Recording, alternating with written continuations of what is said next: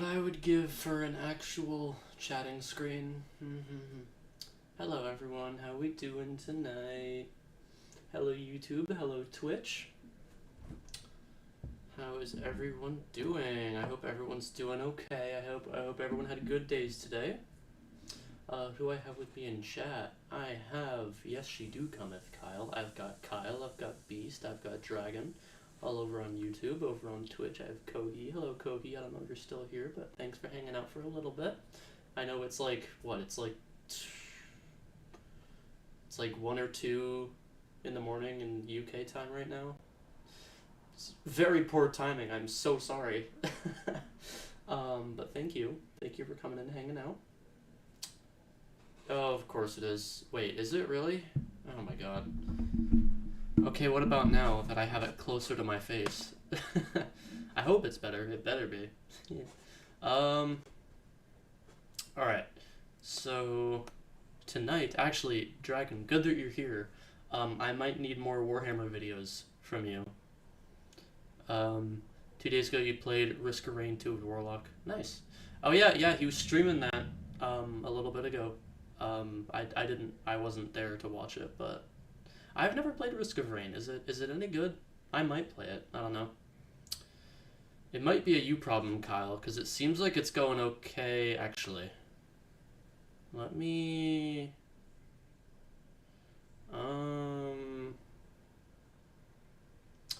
Yeah, it's higher than my desktop audio. I don't know, but Dragon, if you have more videos, send them to me, because we need to pad more time.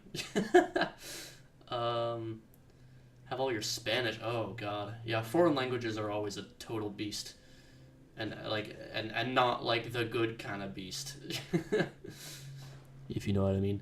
Hello, Nash over on YouTube. How you doing? Yeah, guys, first and foremost, I am so sorry. I am so sorry about last night. Work was absolute hell, and we had to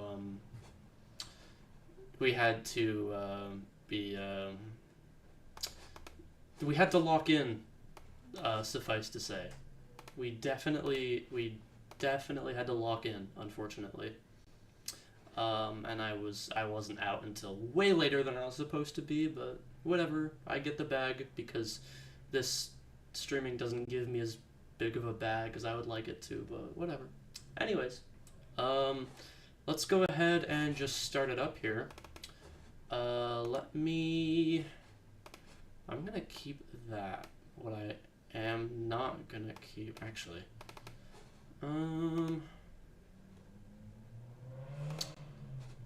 Okay, perfect. Oh, yeah, can you not hide, please? Thank you very much. I'm gonna put you down here a little bit. And then I'm gonna go over here, so I'm not all up in your face like I usually am. We're watching another Bricky video to start off the night. This is a brand new one. I think it came out 3 days ago. So we're gonna do that. We're kicking it off with that. We watched part 1. Let me actually look on YouTube how long ago it was.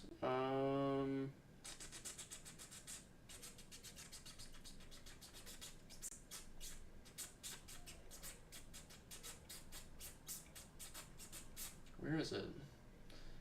Okay, 1 month ago. It was 1 month ago where we watched the last one.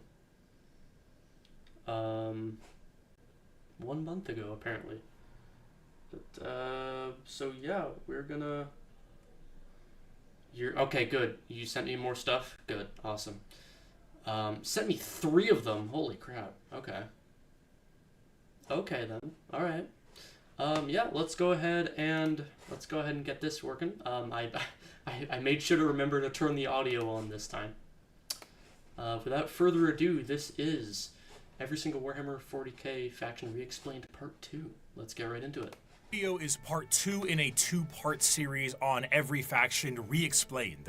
If you've not seen part 1, you were either snatched by the YouTube algorithm, or you don't let anything, not even common sense, hold you back. And for that, well, I wish I could be that strong.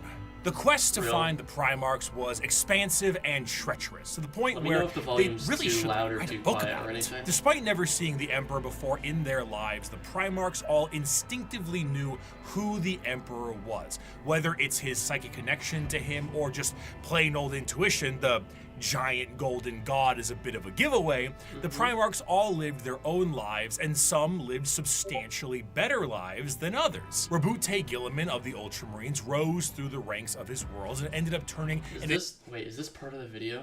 Okay, for a second I was like, did I just get a weird Discord notification?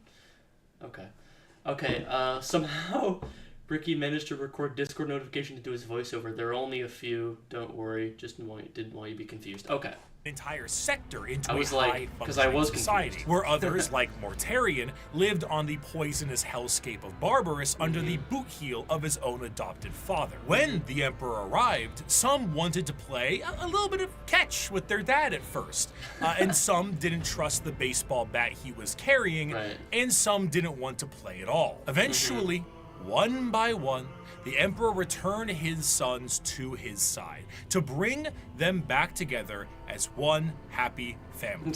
A family who needed a good cleaning. Are you tired of boring old soap? Is your son the foulest being ever? Do your eyes sting when he comes near? Well, clean that man right back up with the power of Shiki. That's right, the brand new moisturizing bar soap brought to you by Moist Critical and Bricky approved. Nurgle hates it, but you'll love it. Bar soap is always so sticky. These skip that. Performing on the biggest stage in the world was just one step in my journey. Hi.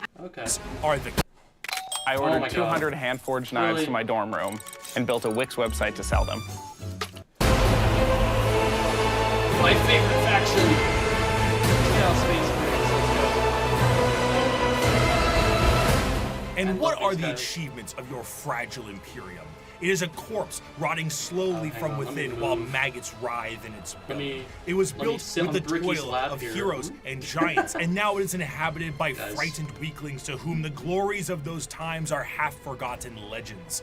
I have forgotten nothing, and my wisdom has expanded far beyond mere mortal frailties. The Horus Heresy saw the collapse of the Imperium as we knew it at the time, and half of the Space Marine legions fell to the ruinous powers. Though the favored son, War Master Horus, was killed and the rebellion ended, the heretical forces retreated to the warp and remain a constant threat to this day. The twisted reminder of what the temptations of the warp may bring, the Chaos Space Marines act as a mirror to the loyal legions, and as time progresses, their warp taint further changes them to suit the needs of their patron deity. Though marred and absolutely mangled by the ruinous powers, they are still unmistakably Space Marines in stature and shape, and according to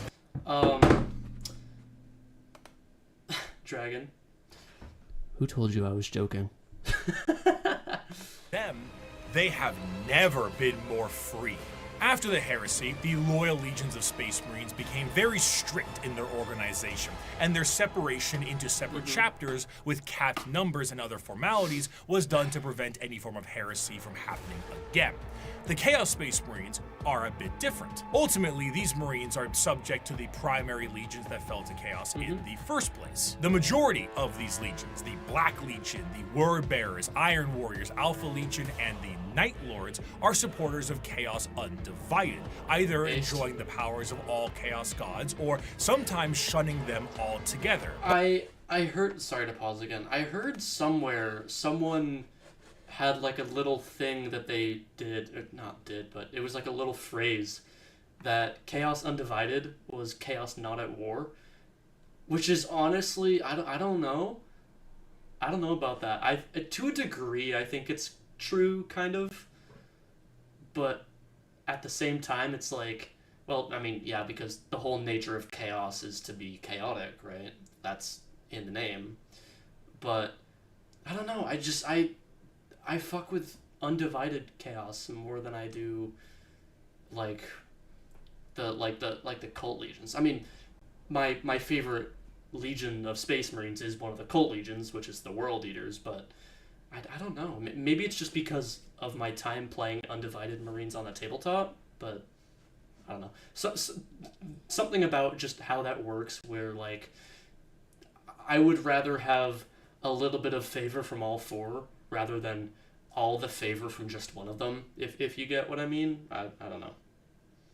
I don't know. I don't know. I'm just talking out of my ass. All right. But a few of them follow a very specific Chaos God.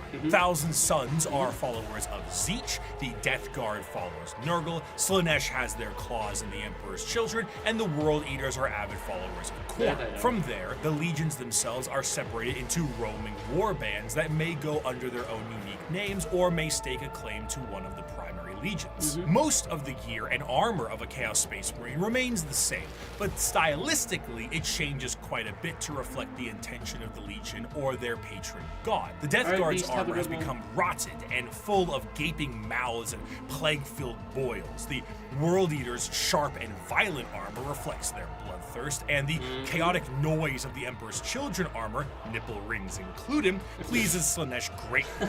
Due to the taint of chaos, the armor itself becomes less about plating and more about a new skin for any given Chaos Space Marine. Though the Chaos Space Marines have no true fear of death or numbers diminishing, there are still major recruitment efforts for their legions. However, the conscription of these recruits is a lot more chaos-fueled. It's everyone's favorite Chaos Marine, Argyle Tall. Rest in peace. I love him. And is more of a forced assimilation, and in some instances, breeding. The organ implementations and other modifications are the same, and the necessity of a gene seed remains the same, but the result is a hell of a lot different. Understanding Chaos Space Marines is a difficult exercise.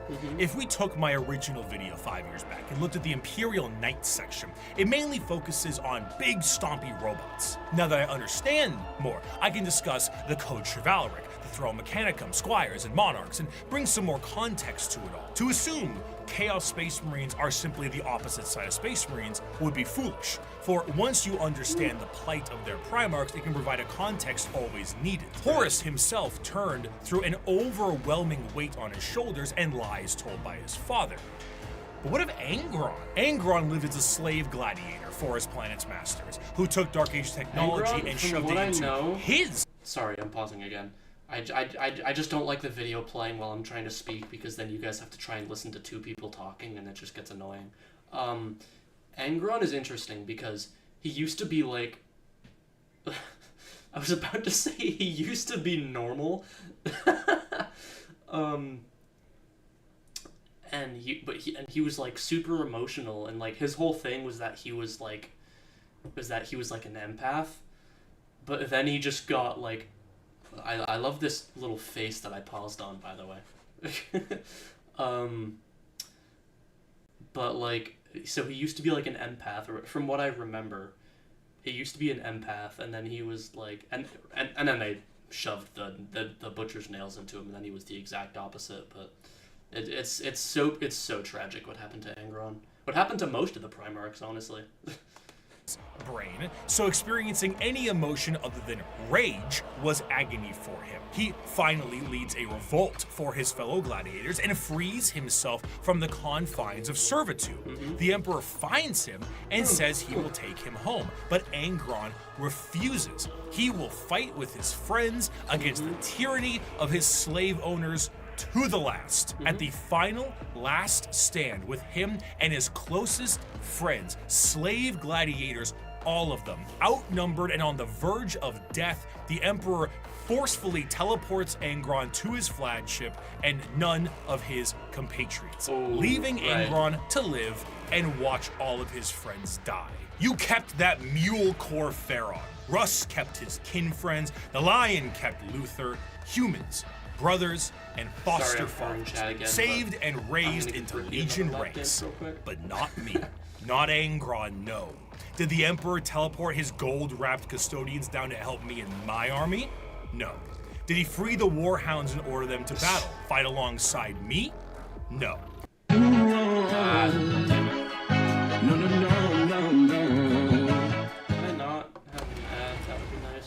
New Airhead Sour Bars. They start sour. Did he save my brothers and sisters the way he spared and honored the lion's kin? The way he honored Corferon? No, no, and no. No mercy for Angron, Angron the Oathbreaker, Angron the Betrayer. Conrad Kurz lived as a lonely boy, scrounging the dregs of a hive city plagued. And that's another thing, is that he let, like, the Emperor Corferon wasn't even a Space Marine, and he still technically isn't. But, like, Angron didn't get to keep any of his, like, new Sarian gladiator buddies. Like, I don't know. It's no wonder to me that Angron turned traitor, because he was always, from the start, he was always very much anti the way Big E did a lot of things. By constant visions of an assassin sent to murder him by his own father. Lorgar was born on a world of chaos worshippers with abusive parents, and the Emperor decided the best way to reprimand him was destroy his holy city. The Emperor robbed Mortarion of vengeance and suppressed Magnus at every turn. The question isn't why the Primarchs rebelled. The question is, why didn't they sooner? Yeah. To them, they are not the betrayers. They are the betrayed. Mm-hmm. They were under the boot of a golden tyrant, and they finally could be free from his heel. Of course, things have changed a lot since the heresy, and the Primarchs of the Chaos Space Marines that have survived the fall are a twisted variant of what they used to be. They have all, for the most part, ascended to the position of Demon Prince and act as a direct connection between their god and their legion. However, due to the nature of the transformation and dedication to a particular chaos god, their actions tend to be separate from their legion's actions. Fulgrim, for example, is so infatuated with being a Demon Prince of Slaanesh that he is at times far too focused on his own personal perfection as opposed to conquest and sitting around like Frankfurter on his throne. Meanwhile, like Lorgar is being stalked by a bird, so he's always on edge. The most adamant against the temptations of the Chaos Gods, Perturabo, was even made a Demon Prince as a reward for being the one who did the most work on the group project.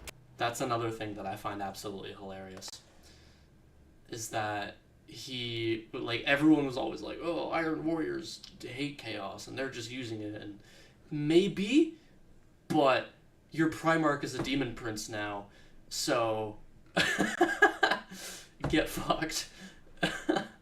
Oh, it's so funny to me. I did some work there by the same guy, but they're fun. Okay, yeah, I'll take a look. Chaos Space Marines are a fascinating faction because there is a great deal of cognitive dissonance that is represented in them. Depending on which faction you follow, your devotion to chaos is a sliding scale, and the representation in the universe is so varied. Some are there to reap a high tally of kills for their patron deity, while others are there purely to destroy the Imperium who wronged them. Some are there to torture and maim, and some are there to conquest and conquer. There is no unifying glue. They fight each other as much as they fight everyone else, and their machinations are entirely up to their warband. You have all walked different paths, but together we have come to the same destination.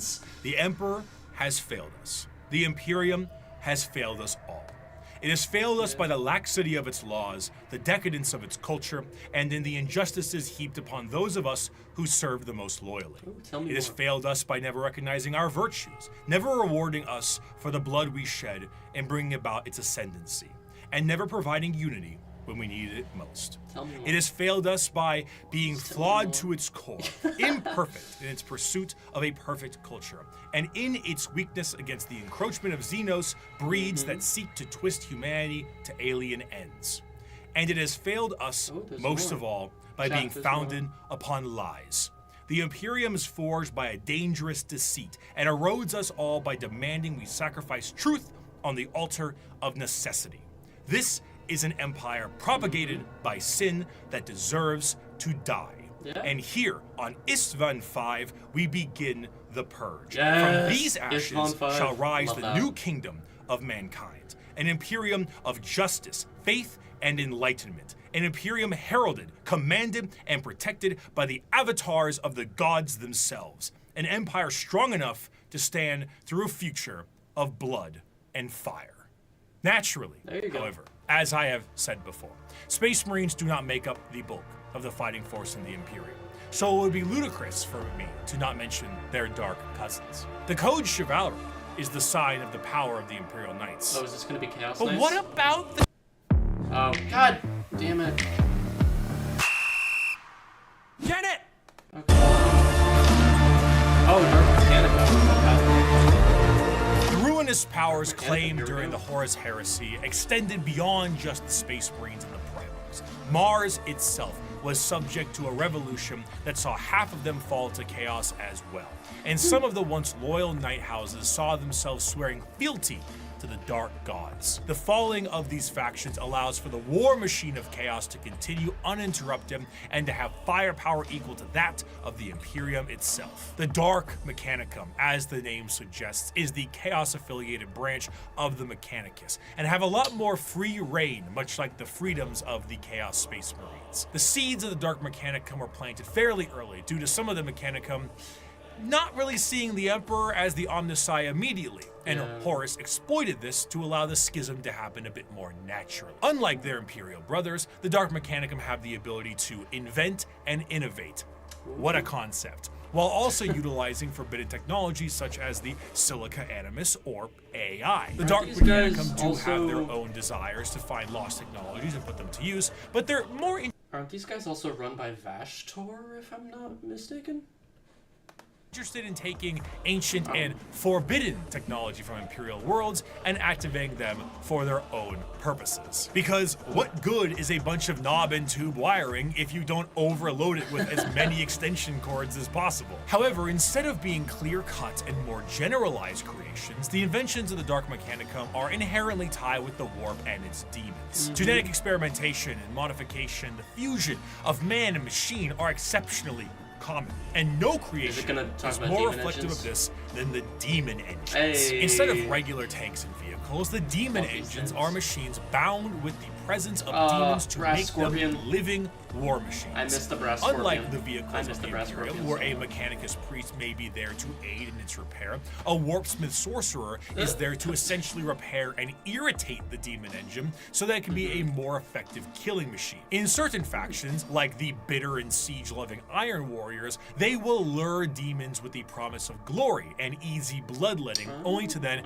forcibly trap them into these demonic engines to use as weapons of war against the Imperium. Some lesser gods, like Vashtor the Archifade, is also a contract and arms dealer for the demonic stuff that comes out of chaos. Many demons may sign a pact with Vashtor in the soul forges of the warp, and in doing so are given the weapons of war to kill as much as they can. Should they do so, excellent, you may keep it. Should you not, I hope you enjoy your soul working in the forges for all eternity. That's what you signed with blood and oil. In addition, much like their ties in the Loyalist realm, the Dark Mechanicum and the Chaos Knight houses are deeply intertwined.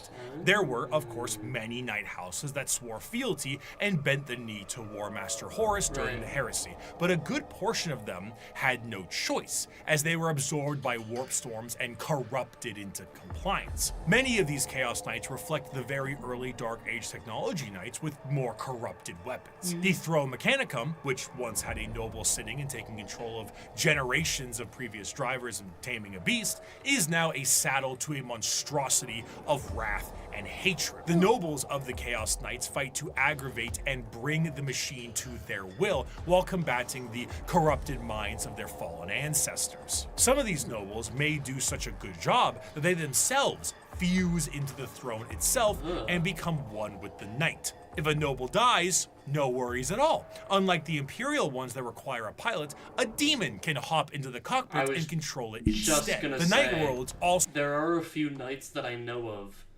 where, like, they're just, like, where they're basically demon engines.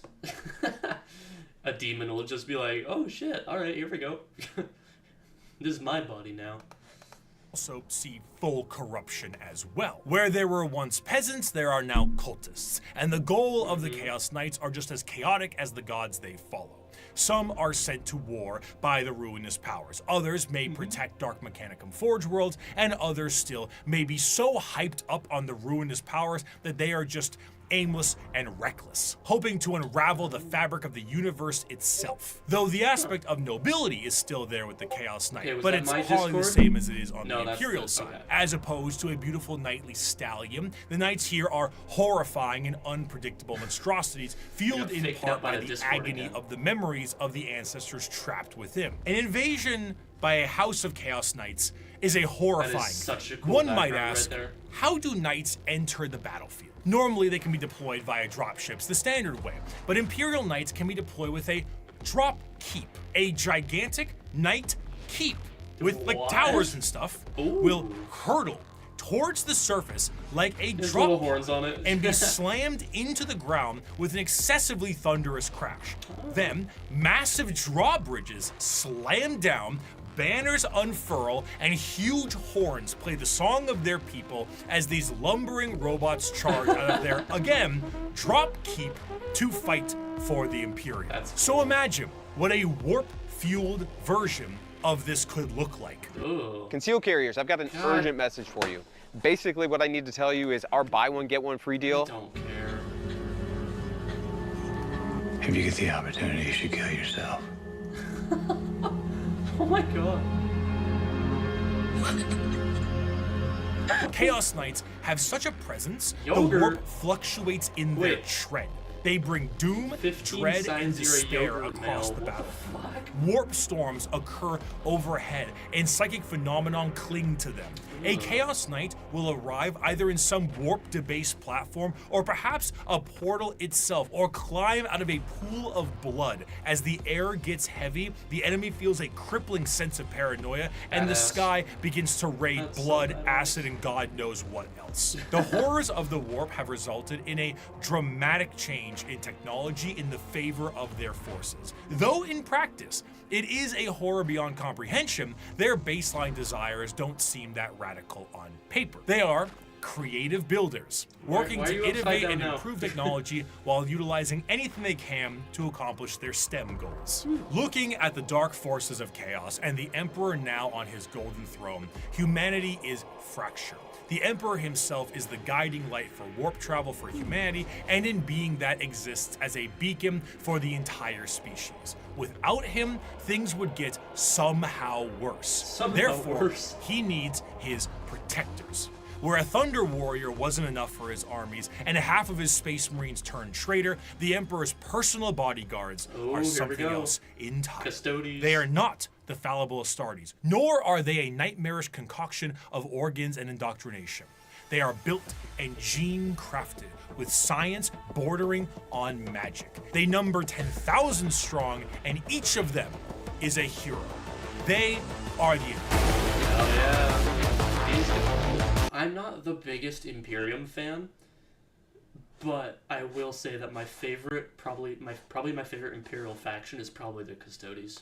They're so much. Rare is the battle where an Emperor's Custodians outnumber our foes. We are ever beset, surrounded upon all sides by heresy and foulness, just as is Terra itself. Yet, like the throne world, we stand resolute, indefatigable, indomitable. Let the enemy come. Let them darken the horizon with their numbers. Still, we will prevail. Though the Emperor sits rotting on the golden throne, his talons remain sharp.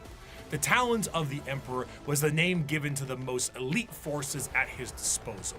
The left hand of his talons comes in the form of the Sisters of Silence, psychic blanks that scour the galaxy to claim souls, to fuel the Astronomicon in the form of the Great Tide. 1,000 psychers sacrificed daily to keep the Emperor of Mankind alive, dragged into the black ships of the Silent Sisterhood.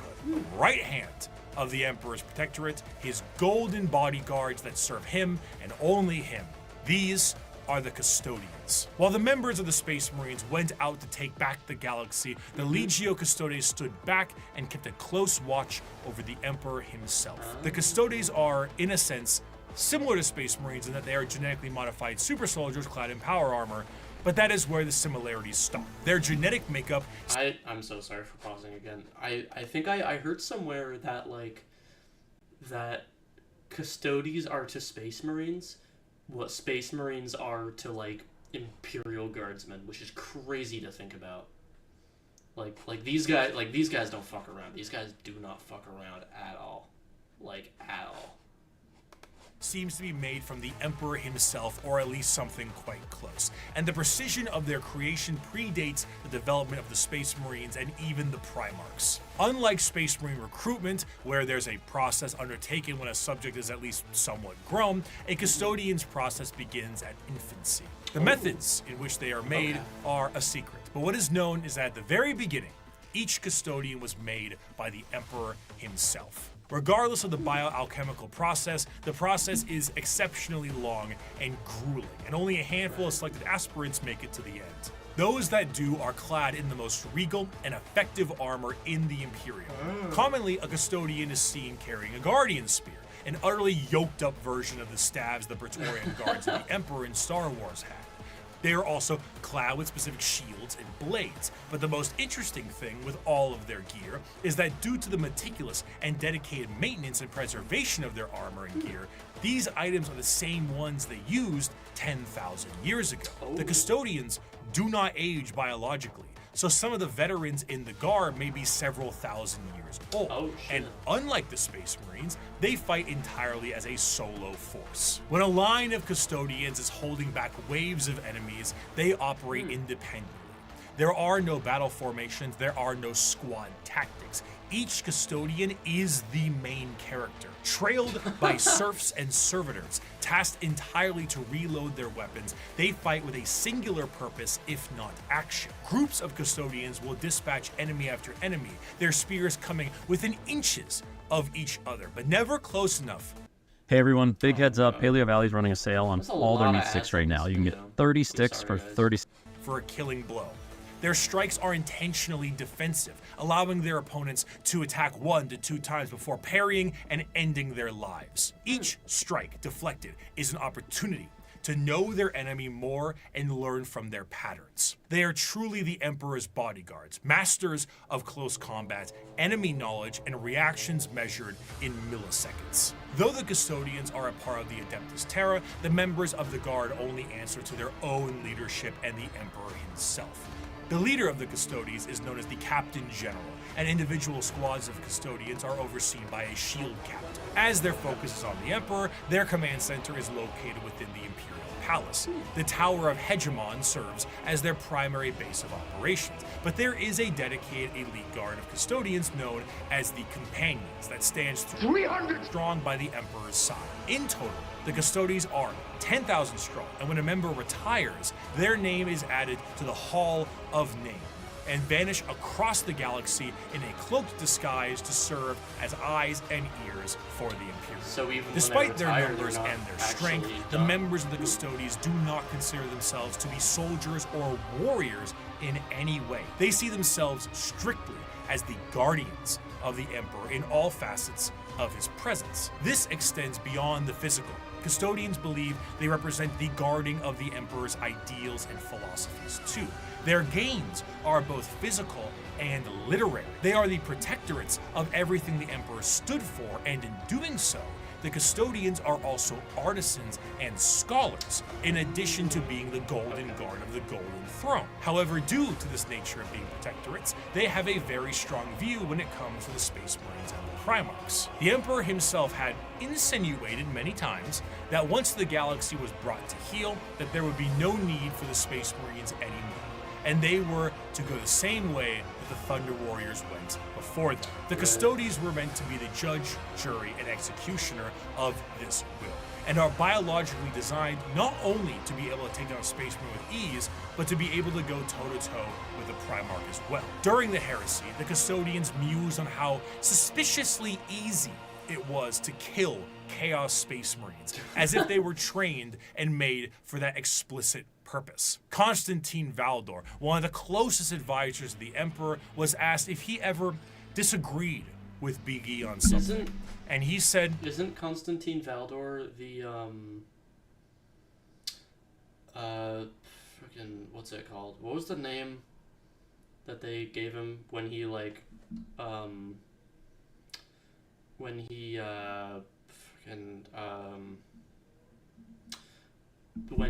like just like disappeared, and then now like all the Imperium's like, no, he's not a good guy, or something. Was it like was it the Yellow King? Yellow King? I think, something like that. I don't know. But there was like a whole thing that apparently, where there's like, oh, there's a new player on the field, and he's called like the Yellow King, and nobody really knows who he is, and he has like an army of like warp entities, and he's gonna try and kill the Emperor, and then it was revealed to be this guy. Am I wrong? I don't think I am wrong, but I might be. I might be. Who knows? Who knows? Who the hell knows? Once. Oh. With the formation of the Primarchs. I feel I do my best, but they don't. Let me ask you a very fair question. What do you do successfully? Quickly. Yeah. What do you do successfully?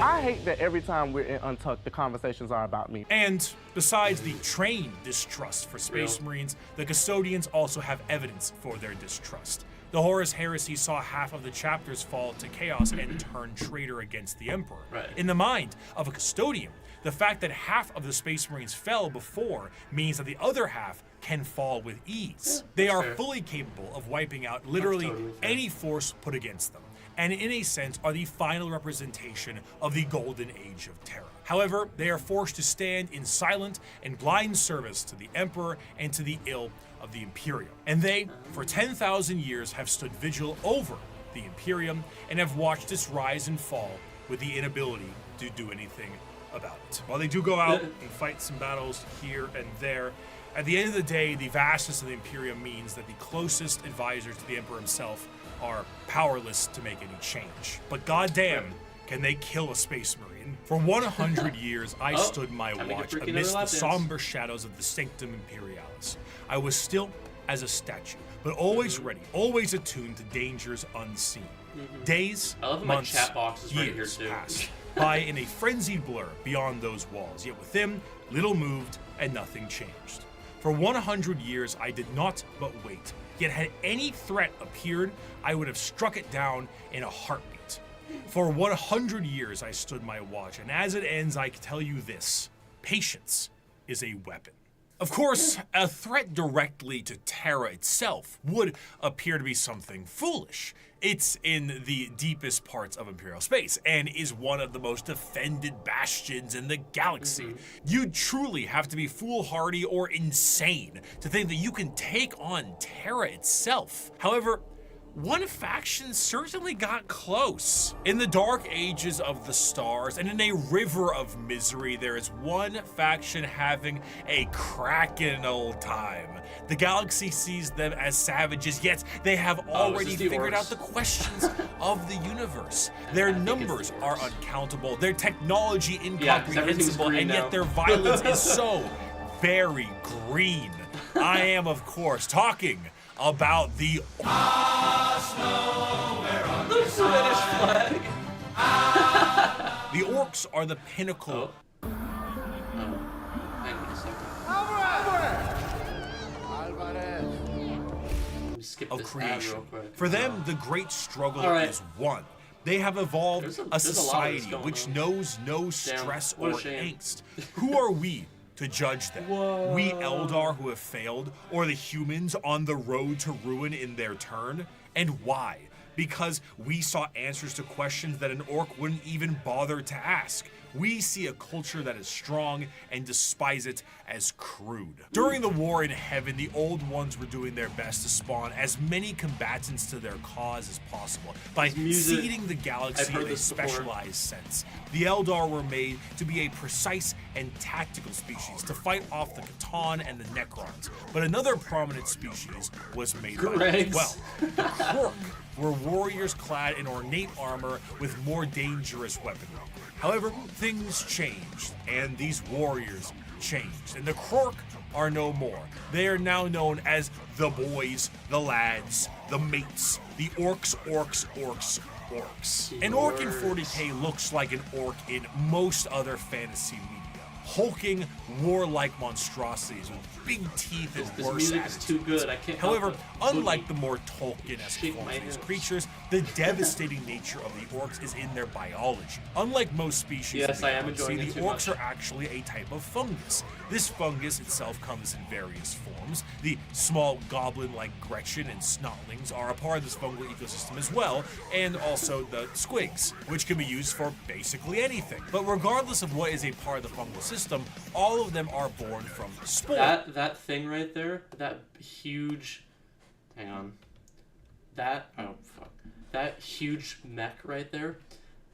For those of you who are uneducated, that right there is a stompa, and I went up against one of those once. It did not end well. It did not end well at all. At all, dude. I was destroyed. Fungal system, all of them are born from spores that land on the ground and grow. As they travel around the galaxy, they drop spores literally everywhere, and then an orc dies, and they drop tons of fungal spores that allows for their numbers to be replenished over a period of time. Because of this, orcs are not only extremely prominent across the galaxy, but they are exceptionally resilient due to their growing cycle. Even if one orc lands on a planet, it will be nearly impossible to get rid of all of the orc presence unless the planet itself is completely destroyed. And even then, they might find a way to survive. Due to their fungal nature, orcs don't really stop growing. And the more long-lived an orc is, the bigger they get, and the more an orc fights, the bigger they get. Of course, since they're constantly getting into scraps, an orc's lifespan isn't necessarily that long, so the bigger orcs are harder to find. Though alongside this, however, they are a tribe-based species that is comprised of war bands, and the biggest and the strongest orc leads the war band known as the war boss. At the bottom end of the orc tribal system are the Gretchens and the Snotlings. These members act as the servants and slaves of the orcs, and sometimes their actual ammunition, despite being a bit smarter and more cunning than their bigger brethren. Because in orc culture, the biggest is the boss. The smallest gets picked on and thrown around. Beyond the war bands and the tribes, orcs also belong to a specific clan. Tribes constantly shatter and rebuild, but the clans do not. They are, in a sense, a psychological state of being for any given orc, and gives an orc their specific character and traits. And to make things easier, these clans are also color-coded, so that's very easy to tell what orc does what. Though there are many clans out there, 6 of them are the most prominent and well-known. The Bad Moons are essentially the merchants and have a lot of money because their currency is teeth, and they grow teeth faster than any others. The Blood Axes are the stealth units, and by stealth it means like slightly more quiet than the others, and they have a love for LARPing as humies. Death Skulls are the scavengers, and the Goths are the close combat specialists. And on the 2 ends of the spectrum, we also have the tech-savvy Evil Sons, and the more traditionalist and tribal Snakebites. Another major facet of orcs is their religious beliefs. They believe in 2 gods, Gork and Mork. Gork is cunningly brutal, and Mork is brutally cunning. The difference between them, according to orcs, is that Mork hits you when you aren't looking, and Gork hits you when you are. There's a lot of confusion as to which one is which, and this results in a lot of infighting. In other species, this would be considered a sort of religious conflict, but for the orcs, it's just another excuse to fight. I have a quote here, but I don't really do a good orc voice. So I'm going to get my co-host, That's Ridiculous, to read this one, and I'll try to lip sync it. Oh, he's more cunning in a grot and more killy than a dread. The boys that follow me can't be beat. On Piscina, we jumped the Marine boys, and our boss pose was covered in the helmets we took from the dead ends. We burned their port and killed their bosses and left nothing but ruins behind. I'm Warlord Gezgul Mac Uruk-Drucker, and I speak with the word of the gods. We's gonna stomp the universe flat and kill anything what fights back. We's gonna do this 'cause we're orcs, and we was made to fight and win. Finally! Are they ready? The X-Shot Hypergel Blasters? They're here, packing immense firepower with intense speed. Lovely. Because this fucking sounds terrible. Nerf gun. Fighting is the biggest aspect of orc culture, and it's essentially their life's purpose. They are genetically hardwired to get into battles and scraps with enemies that can feel pain. The more they fight, the bigger they get. This, combined with them getting bigger over time, means that Oh wait, which was the one that hits you when you're looking versus the one that hits you when you're not looking? Hang on, I have to get to that part again. According to orcs, is that Mork hits you when you aren't looking, and Gork hits you when you are. I'm definitely a Gork. Wait, hang on, I need to hear that again. According to orcs, is that Mork hits you when you aren't looking, and Gork hits you when you are. Gork, easily. And part of that is just because I'm also, like, I'm a corn person, definitely. So there's probably a bit of that. The baddest orcs of all time have been notably gigantic. The beast, as he was known, was about the size of an Imperium. Oh, the beast! If an orc runs out of other enemies to fight, they will immediately start infighting to scratch the battle itch. For example, in the Warp, a planet exists where a band of orcs are in a constant state of war and battle, and have been for an improbably long amount of time, strictly because how much Khorne enjoys himself watching it. For some, being trapped in a perpetual war planet for all eternity would be a fate worse than death, but to the boys, this is heaven. In the event of a I can elaborate on this because this I know about. This is one of the few, like, actual events that I actually know about. So, basically what happened was that, from what I remember, again, I could be wrong, but, and if I am at any point, please feel free to correct me. But so what happened was, there was this thing where some orcs were fighting some Khorne demons, and I forget which demon prince it was, but there's this one demon prince or bloodthirster or something that was like leading like the Khorne forces. Yeah, Tuska Demon Killer. Yeah, that's who it was. Tuska Demon Killer. He and his Waaagh were fighting some Khorne demons, and then it was such a glorious bloodbath that Khorne was like, all right, I'm gonna take this and I'm gonna trap it in the warp so that I can just loop forever. And that is so awesome. I love that. There was something else that was really funny about, like, Tuska like crushed like the nutsack of like the demon general or something. And then like at that point, that's when like the loop resets to like the beginning of the battle. And I don't know if any of the orcs actually know that it's a loop. I don't really think they care, honestly. but yeah. Tuska Demon Killer, I love him. He is my favorite orc. Tuska Demon Killer. Particularly big battle, a massive amount of tribes and warbands will unite under what is known as the Waaagh. The concept of a Waaagh covers a few bases. The first is the group aspect of the massive green tidal wave of orcs fighting for the same cause, the cause being the second base. But the most prominent aspect of the Waaagh is the psychic aspect of it. Remember how the old ones made the Eldar and all the Eldar are psychic? Well, the orcs are too, kinda, but just not as much. Only a little bit of it. And they often don't know how to use it and frankly don't care. But a huge gathering of orcs generates a psychic field that allows orcs to be more organized, dangerous, and dedicated to the war-based cause. However, the true extent of the psychic energy and its usage is relatively unknown, but that doesn't matter considering the outcome 90% of the time. In a similar sense, their ragtag technology and weaponry is also a mystery to most who encounter it purely because of that Waaagh energy. The technology the orcs use seem to be held together with duct tape and plastic glue, and crude doesn't even begin to describe it. Their guns seem to have an inordinate amount of ammunition and firepower, and they are seemingly able to put things together on the fly in the middle of combat. Terrifying. The Imperium is of the mind that the orcs' weapons and machinery only work due to their innate psychic ability, but realistically, orc gear hardly works in the first place. Weapons blow up in a Bugs Bunny-esque manner all the time, and their war buggies can collapse in the middle of battle. Just because it works a handful of times does not mean it's an effective weapon. But this doesn't stop the orcs and their green tide. To really understand the power of the Waaagh energy, orcs can operate purely off of belief. Now, A misconception is that orcs believe something is real and it happens.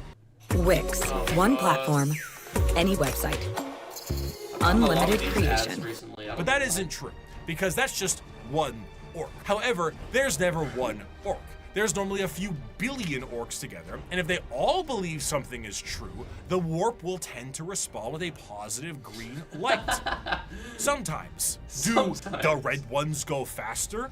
Well, with enough orcs, yeah. How does an orc buggy with an engine block that's just a boulder with vroom vroom written in chalk work? Who cares? Who cares? Orcs breathing on a ship with a hull breach? Go ahead. An orc went back in time to kill a version of himself so he could have two of his favorite weapons. It is shenanigans. Because of their actions and aesthetic. I don't remember which orc that was. I don't remember if he even had a name. But that right there, that orc was a Giga Chad. He just wanted two of his favorite gun. Orcs tend to be presented in a comic relief sense in a lot of media, particularly the media from their perspective. They are bumbling and loud and goofy British football hooligans, and they say silly things and act in silly ways. But to the citizens of the Imperium, the orcs are far from funny. They are violent and irrational creatures that take humans for punching bags, slaves, or ultimately dinner. They have no moral compass and are violent and brutal killers that know nothing else. They are genetically designed to be a violent species that was capable of beating back the Necrons and the Catan. And if the orcs were ever able to unify under one banner, they would be utterly unstoppable. However, due to their aggressive nature, that is like the big orc thing. I feel like that's mainly the thing just with any faction in general, honestly, in this setting, is that if they weren't so busy fighting each other, then they would have. I guess Tyranids and Tau are like the sole exception. Tau because they're actually like united and they're actually trying, but they're more like a pacifist than anything. And then you have the Tyranids, which are just like I don't think there's any Tyranid infighting like ever. They're just creeping around and eating stuff. Organizational skills are non-existent, and they tend to just beat each other up for the fun of it. All that exists in the mind of an orc is fighting, and nothing else. And if they wipe out their enemies, they will inevitably wipe themselves out as well. They are a brutal Ouroboros doomed to an endless war cycle, but to an orc, why does it matter? If they fight and they win, they win. If they fight and they die, it was a good fight. Now that the Xenos armies are growing in strength and more are threatening the safety of the Imperium, they need to bring new methods in order to handle what they are currently facing. The Emperor is on the Golden Throne. Half the Space Marines are traitor and they are beset from enemies within and without. So now the Lords on Terra must prepare for anything possible, and sometimes the impossible. For that, they take to the stars to explore and expand. They recruit assassins for priority eliminations. They train a galactic police force and a secret police to root out any and all heresy. The lesser known, yet most feared,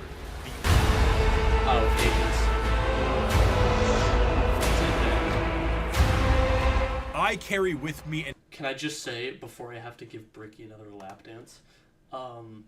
Boo! Agents of the Imperium is the stupidest, like in terms of tabletop, it is the dumbest faction ever. It is so stupid. Blood Axe being all articulate, real. But yeah, Agents of the Imperium is such a dumb faction on the tabletop. I don't know why they ever... in theory, it's good, but literally their army rule is that they can ally other stuff from Imperium armies, and even then it's not everything. It's like, it's most stuff except for Space Marines, and I don't think you can ally Custodians, but it's just so stupid, and that's their only army rule. It's so dumb. And they got rid of Deathwatch. I will never forgive them for that. They got rid of Deathwatch as a playable army. And they're just like, yeah, you can use a few of the Deathwatch miniatures in Agents of the Imperium, sure, and we'll even give you a detachment. But no. But yeah, the detachment for what, like 4 kits? Which is fucking stupid. Like, why would you... Okay. Yeah, no, I really don't like Agents of the Imperium as a playable army. It's just it's a okay idea, but it was executed very poorly. Anyways, moving on. I gotta give Mr. Bricky a lap dance real quick. I don't want to, but for this one, I don't think it deserves it, but whatever. An inquisitorial seal. It is a small, unassuming object contained in a neat box of Pluvian obsidian. It is a modest thing, relatively plain, adorned with a single motif I am a little and salty, a simple because it's just a waste of Yet with a this faction little slot. object, I can sign the death warrant of an entire world and consign 1 billion souls to oblivion. Where the Imperium may see its justice dealt out by the hands of its armies and the gauntlets of its Astartes, when one needs eyes, ears, or both cut out, it looks to the agents of the Imperium. In a meta sense, these agents are a homogenized version of multiple factions from the original video 5 years ago. They comprise multiple aspects of the wide and all-encompassing armies of humanity and serve different roles. Whether it be the law enforcers of the Adeptus Arbites, the void-faring explorers of rogue traders, the invisible hand of the Assassinorum, or the hospitality of the Emperor's Inquisition. Hey, it's Greyfax. I love Greyfax. All women love Greyfax. For good reason. For good reason. Has a part to play in the God Emperor's domain.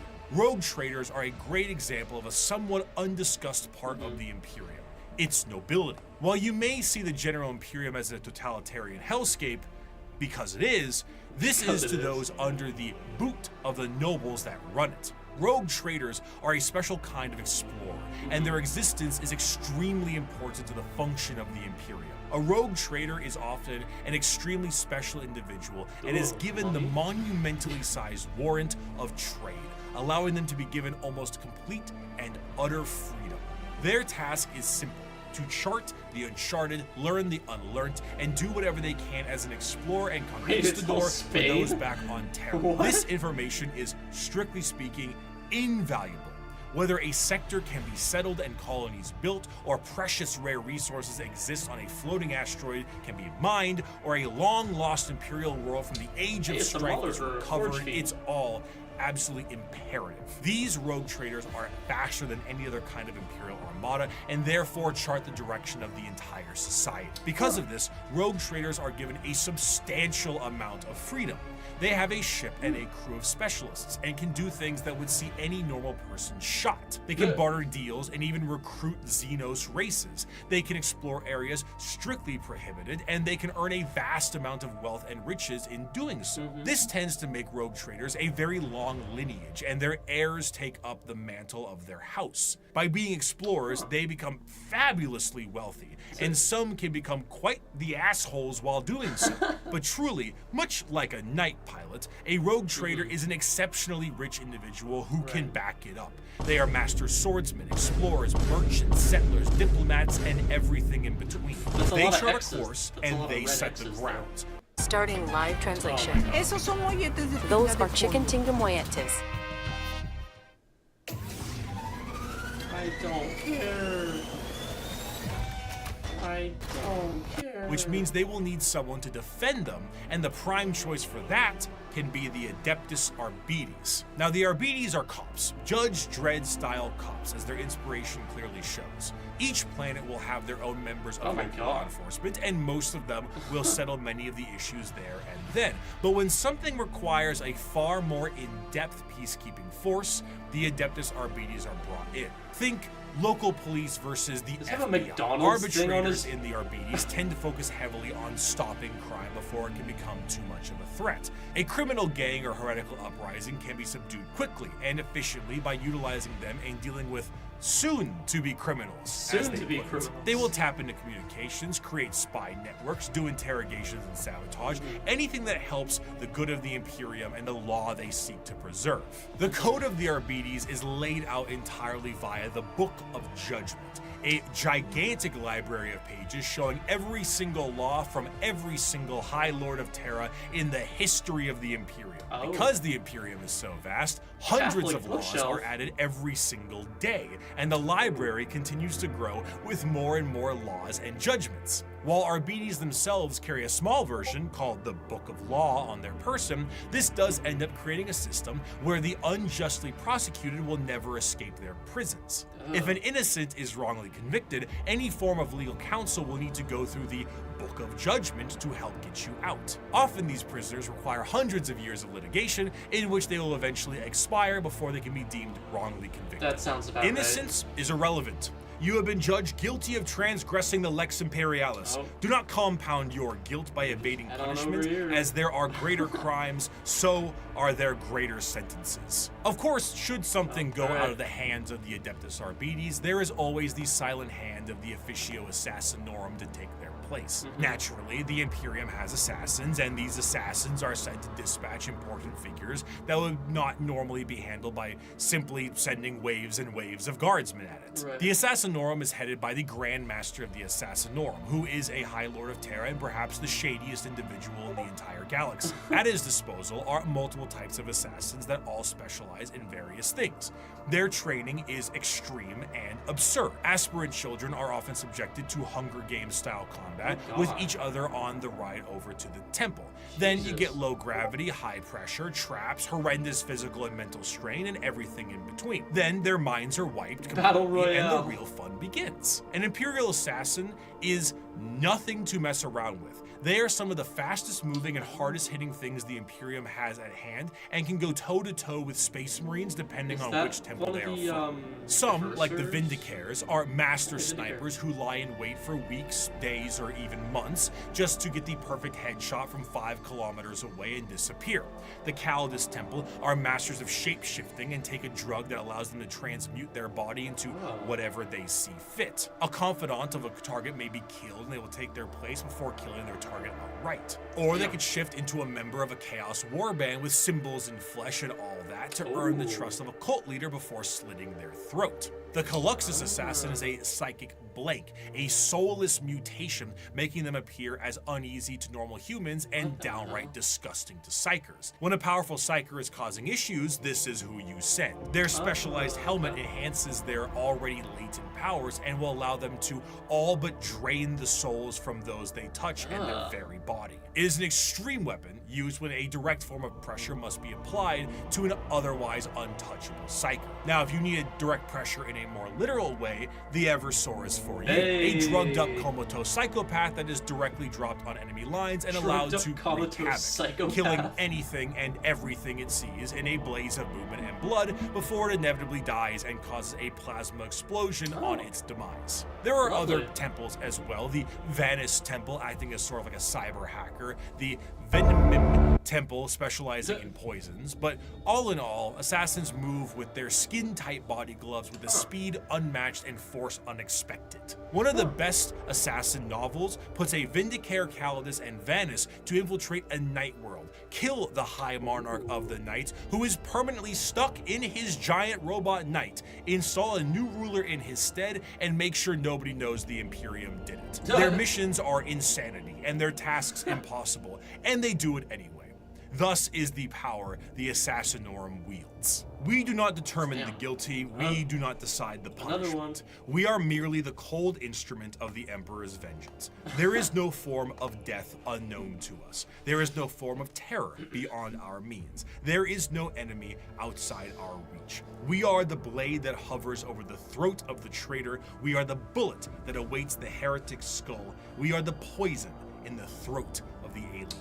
However, despite the prowess of the traitors, the police, and the assassins, there is one that stands above all. As the Imperium settled into its post-Emperor world, they needed a force to root out corruption wherever it could be found. But they needed specialized individuals who could do so. Men and women who would serve as detective and executioner. This new secret police would have unlimited authority, and they would be known as the Inquisition. Inquisitors of the Inquisition are one of the most feared individuals in all of the galaxy for the common members of humanity. Trained in the most difficult of conditions and mental hardening, they have long closed their minds to the compassions of those they deem guilty. Inquisitors are, for the most part, detectives, but they are detectives whose authority is unmatched and actions justified by the state itself. Similar to the KGB, the Gestapo, the Stasi, the OVRA, but unlike those organizations, the Inquisition has far more authority and is one of the only types of individuals who can commit exterminatus, the term used for the utter and total destruction of a planet that is no longer deemed usable by the Imperium. When you prefer a dream vacation over a rental nightmare.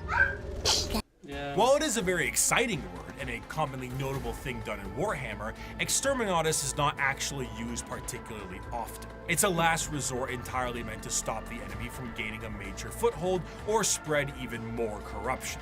Even with 1 million worlds, the wholesale slaughter of an entire planet is still a massive blow to the Imperium. Inquisitors range quite a bit, not just in how they operate, but also in their personalities. They are often main characters for a large amount of books, as detective noir is a great genre, and they can be the most stone-cold killer or a pragmatic and sympathetic individual depending on who they are. Radical Inquisitors may utilize methods unlike most of the Imperium, such as alien tech or even demon hosts, where Puritans stick closer to the methods of the religious state and shun any deviations. They also specialize in various aspects, as the Inquisition has orders or ordos, such as Xenos for aliens, Malleus for demons, and Hereticus for, you guessed it. Truly, if you are a normal citizen of the Imperium, a person flashing an inquisitorial rosette in front of you may be one of the most terrifying moments of your entire life. It is the same as an FBI badge or a KGB member, except now you're in Warhammer. Their authority and tools are infinite. Agents of the Imperium are vast and offer a ton of different concepts to the world of Warhammer, and they continue to expand as the Emperor's descent into the Golden Throne has lasting effects on humanity. As time progressed, a few people seeing the Emperor as a deity made their voices louder, and over a few thousand years, worship of the Emperor was not only considered expected, but state mandated. This church will be known as the Ecclesiarchy, and there were many who would look to the cardinal position and make desperate grabs at their power, leaving horrid effects on the populace. The Age of Apostasy was a time of reformation in the Imperium that saw its eventual change into an overtly religious empire. During this time, an all-female warrior cult to the Emperor called the Daughters of the Emperor were a bit more isolated from the wider Imperium. However, as the Ecclesiarchy began to take root, one Waaagh Van Dyier became the High Lord of the Administratum and noticed these warriors and felt they could be useful to him. Waaagh himself told these warriors that he was the voice of the Emperor himself and demanded they fire upon him to prove it. Having a little hidden force field that this warrior cult had never seen before, the bullet bounced off of him and showing him to be unharmed, truly blessed by the Emperor.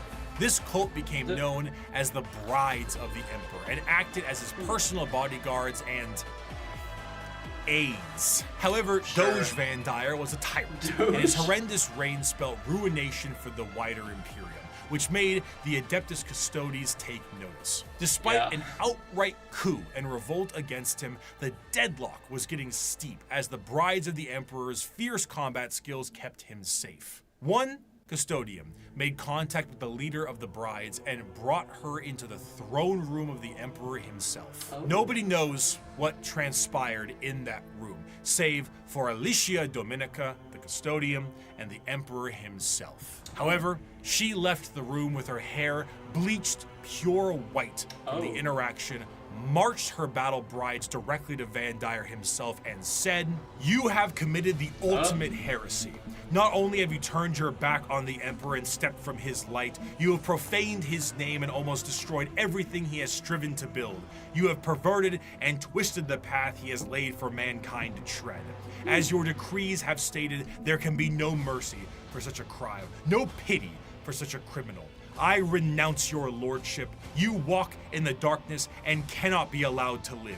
Your sentence has been long overdue, and it is now time for you to die. Despite not having any time to die, Doge Van Dyier found some time to do so. With his head lopped clean from his body, the brides of the Emperor were no more, and the Ecclesiarchy signed a document to stop Van Dyer's reign from happening again.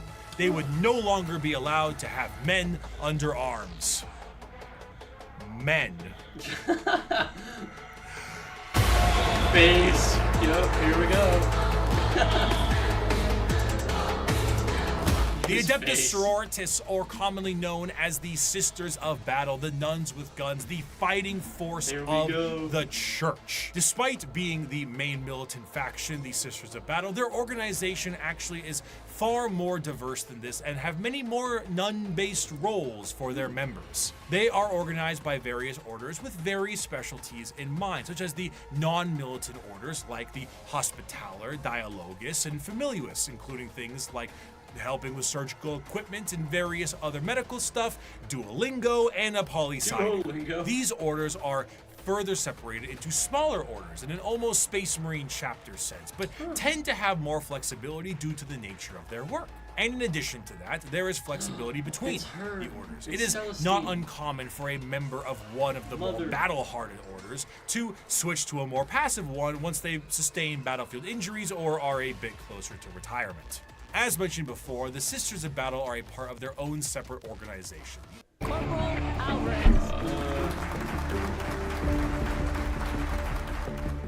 It's absolutely captivating.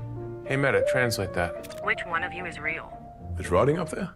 Orders militant and feature the highest number of any given system. They are the official fighting force of the Ecclesiarchy, and they specialize in wars of faith.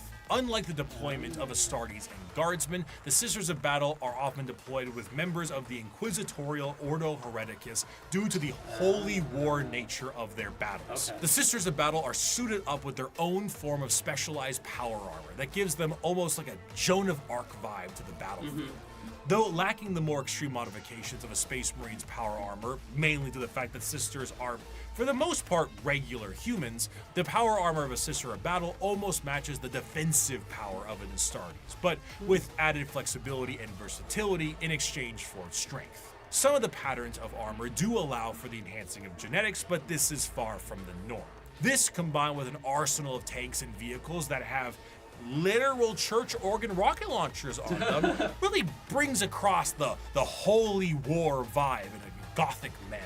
Accompanying a Sister of Battle in the fields of war is the holy trinity of weaponry: the bolter, the flamer, and the melta. With such a simple loadout, the Sisters of Battle are able to bring down the glorious flames of the Emperor himself, and his holy light shines on them in other ways during a conflict. Hell, even their jump packs evoke angelic imagery as opposed to the more clunky jetpacks ones that Space Marines have. In times of great turmoil or impossibility, a living saint of the sororitas itself might appear on the battlefield surrounded by a litany of doves and cherubs, an almost comical scene of holy glory followed by literal hellfire. The Sisters are a fascinating organization because they take what is normally seen as a benevolent force and turn it on its head to be a horrifying method of war. Because the Sisters are so zealous, they are nigh impossible to persuade and almost never fall to chaos. In fact, any deviation from the Imperial faith may see you killed outright as you are deemed a heretic, and sometimes Sisters have even less patience than the Inquisition does. To the Adeptus Sororitas, no punishment is too extreme for blasphemy and heretical behavior. Whether it's lobotomizing traitors to use as shock troops or attaching them physically to agonizing pain engines so they can die for the Emperor, anything goes. The most fascinating part of the Sisters, however, is their faith. We discussed how Orks often make things happen through belief because of their sheer number of them. The Sisters create miracles where they walk. They are not many psychers like Orks, but they are excessively devout and make up for that. Bullets barely miss targets they absolutely should hit. Guns jam, tanks malfunction, enemies slip and fall. The scene from Pulp Fiction is an accurate portrayal of what happens when the Sisters fight. I'd knock that shit off if I was. I was just gonna say if somebody could explain that to me because I haven't watched Pulp Fiction, but he's playing it right now, so I'm gonna watch this. It's you. Die, you motherfucker!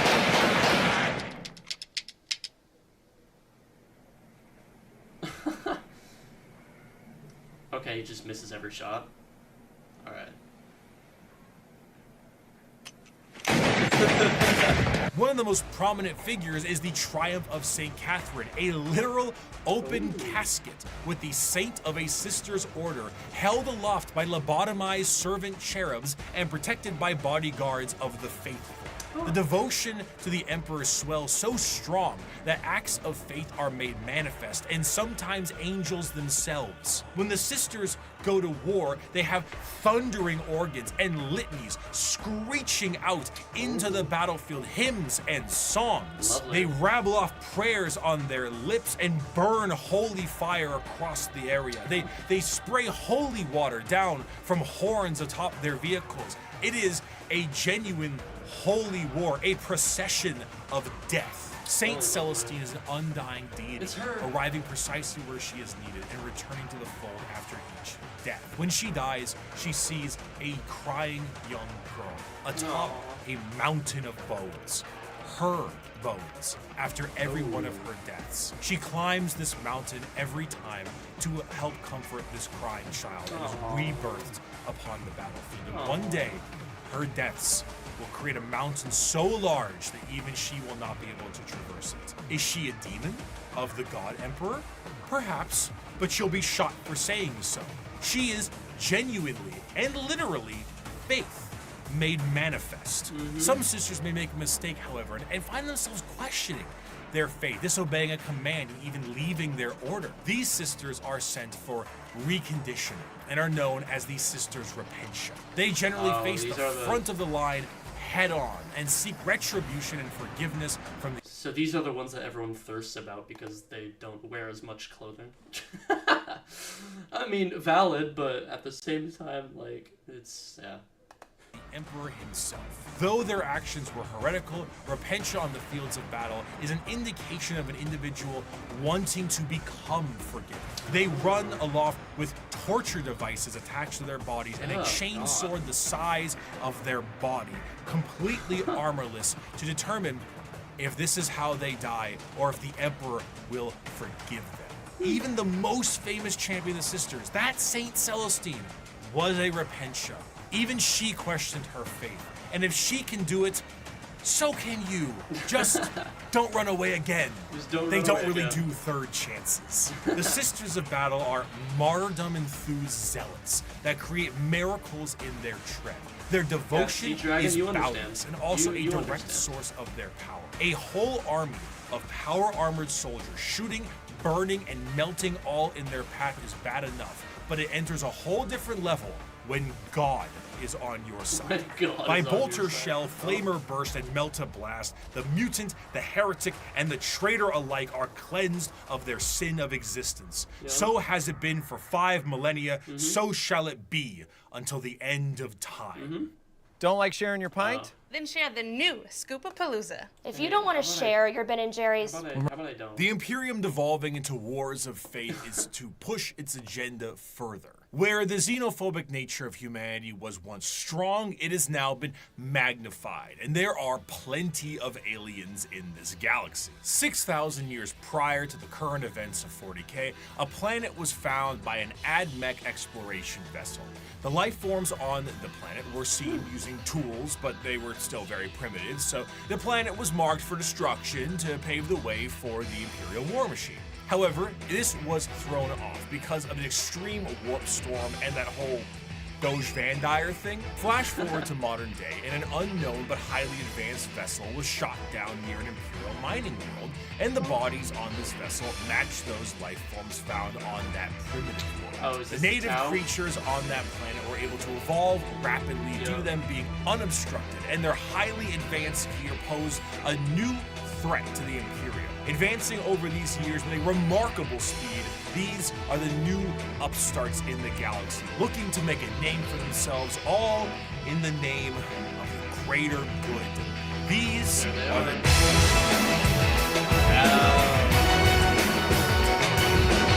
alien is not intrinsically evil. Do not hate him.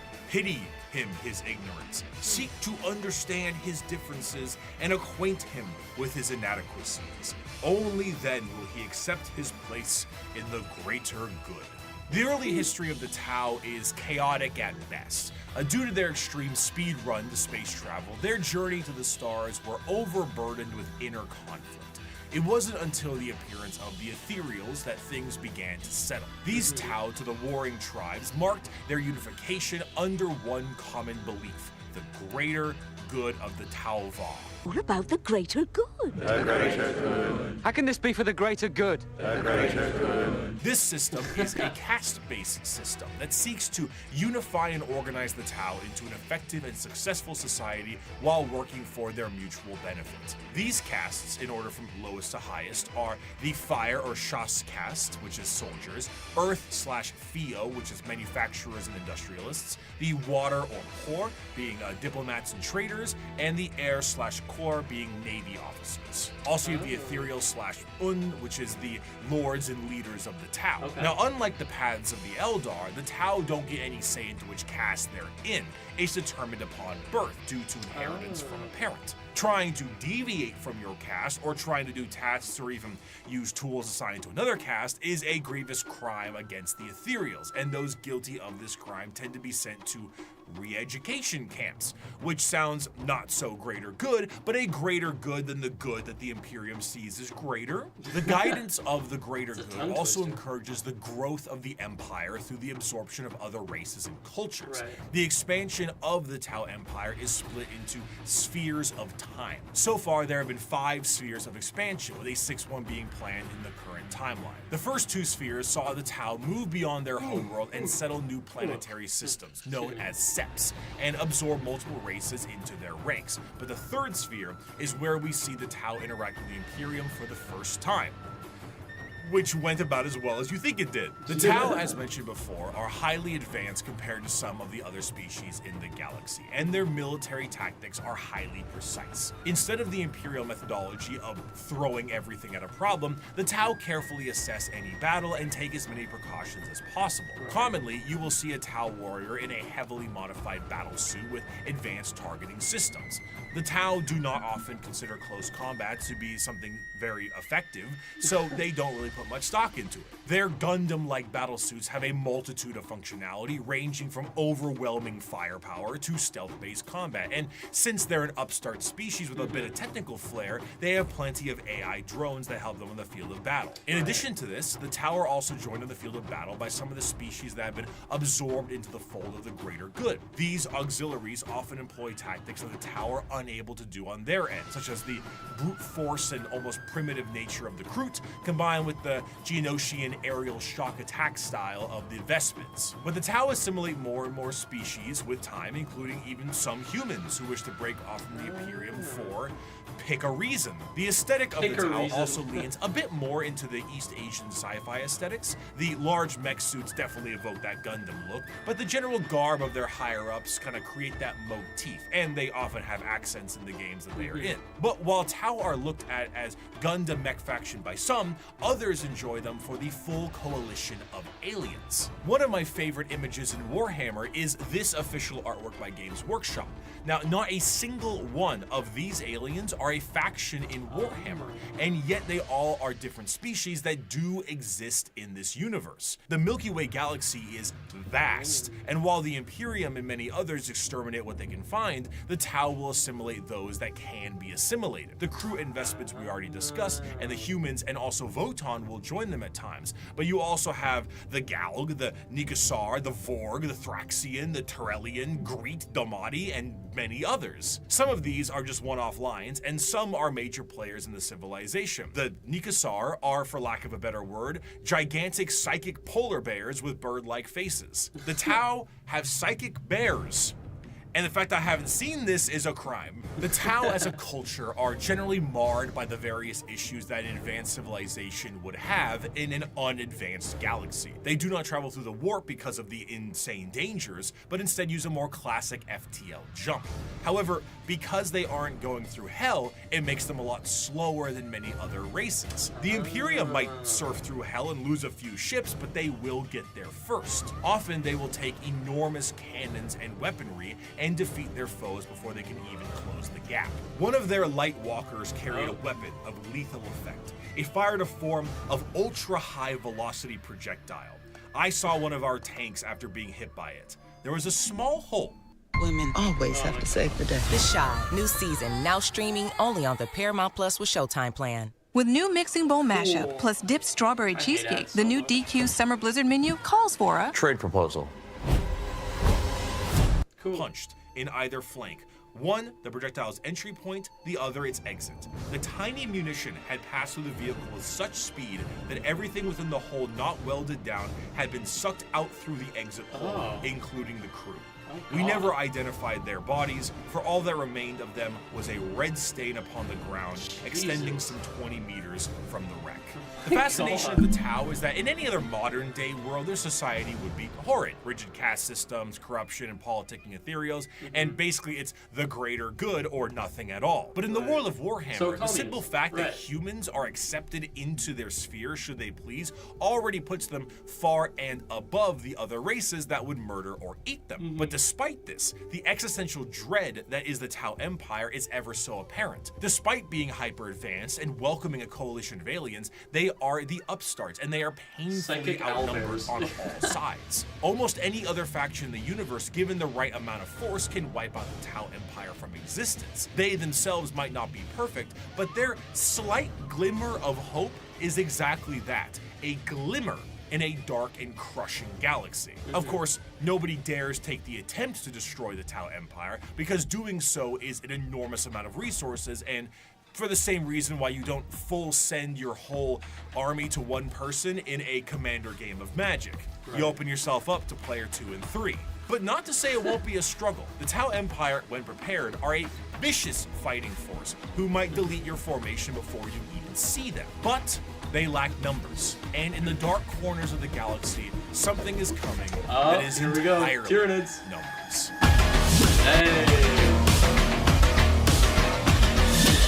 There is a cancer eating at you. I love the Tyranids. With each decade, it advances deeper, leaving drained, dead worlds in its wake. This horde, this abomination, has thought and purpose that functions on an unimaginable galactic scale, and all we can try to do is stop the swarms of bioengineer monsters it unleashes upon us by instinct. We have given the horror a name to salve our fears. We call it the Tyranid race. But if it is aware of us at all, it must only know us as prey. The conflicts of Warhammer 40k are chaotic enough with the sheer volume of violence that exists in the confines of the Milky Way. However, there is a threat to the galaxy that extends beyond our known galaxy that is creeping ever closer and cannot be negotiated with. What drew them to the galaxy is unclear. It may have been the light of the Astronomicon itself, like a moth to a flame. It could have been a Xenos device detonated in the Horus Heresy. It could have been that they were done eating the Andromeda Galaxy and they have come to take ours, or they might be running from something far, far worse. Regardless of the why, the where, when it came to the first official contact with these creatures, was the planet of Tyran. This is the site where the Imperium encountered a fleet of these creatures before being utterly torn to shreds. Thus, these creatures became known as the Tyranids. There is plenty of evidence that the Tyranids have been lurking in our galaxy for years beforehand, but this was the first true instance of their presence being fully known. Unlike other creatures in the realm of 40k that can be talked to, captured, and negotiated with, the Tyranids are unable to be reasoned with. They are, at their core, animals. But not the fun kind of animals. They are the xenomorphs of 40k, and boy are they hungry. They are instinctively hardwired to either kill or be killed, and they are an unrelenting force due to this. However, just because they don't talk outwardly doesn't mean they don't communicate with one another. The true horror of the Tyranids is found in their driving force, the hive mind. 3, 2, 1. Hot in here by Nelly. That's what I guessed. What? What? You see, the Tyranids are a collective consciousness that are all connected to a singular embodiment of psychic power that is utterly incomprehensible to the human mind. To keep this connection there, the Tyranids on the field of battle are followed around by synapse creatures, essentially serving as their Bluetooth connection to the greater hive mind. This allows them to send and receive information about the battle they're in, and it also allows them to adapt to certain situations based off of the information gained. Depending on the enemy, the swarm might be able to develop a new weapon or new tactics so they can get the upper hand. When the synapse connection is cut, they are unable to essentially form a save state and are stranded. The sheer power of the hive mind presence pours from each Tyranid in such a manner that it causes a distortion in the warp itself. A hive fleet's arrival can cause a dark shadow the size of several light years, coined the shadow in the warp. This shadow prevents any usage of the warp, or at least makes it exceptionally difficult. Communications shut down due to astropaths being unable to talk. Ships cannot freely enter the warp, and even creatures with a warp sensitivity feel an immense dread due to it. It causes everything to just kind of... The flavors that are added to vapes are filled with toxic sit dead like at a buffet counter waiting for the afternoon meal rush. The Tyranids meander through the galaxy in these gigantic hive fleets that are fueled by bioships, and these ships contain birthing pools for Tyranid armies and more ships. Everything about the Tyranids is organic, and to fuel this war machine, the Tyranids consume any and all biomass they come across and absorb it into their respective hive. From the ground to literally the air, the Tyranids strip a planet to a lifeless and uninhabitable hulk.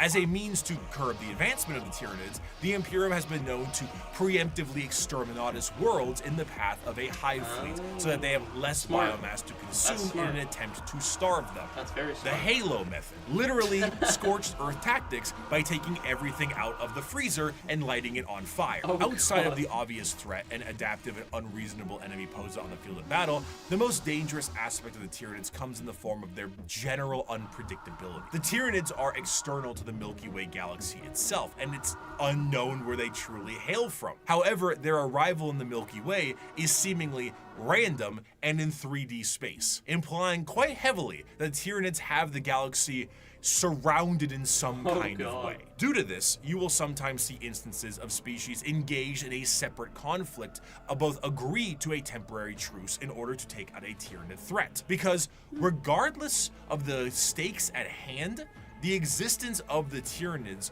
marks the heat death of the galaxy itself, and all the factions can ultimately agree that the Tyranids themselves act as the biggest threat to all of them.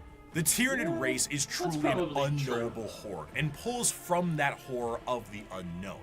They, as a faction, are not ones with a large amount of general lore because their entire race is told from the point of view of those being eaten by them. Tyranids are called that due to the planet Tyran they destroyed, as we mentioned earlier, and their names are often phrases given to them by their victims. The Swarm Lord, Old One-Eye, the Death Leaper, Von Ryan's Leapers, and so on. Despite the inability to even perceive the vast psychic hive mind of the Tyranids, they are fiercely intelligent. Special poisons and items designed to counter them are adapted in a matter of hours. If you bring light infantry, they create heavy monsters. If you brought weapon emplacements, they spawn little creatures to scour your vents and sewers. Many of you enjoyed the Servitor excerpt from part 1, and so bear with me as I provide you another very long account of a planetary governor whose planet is in the final death throes of the Tyranid menace. This starts about halfway through.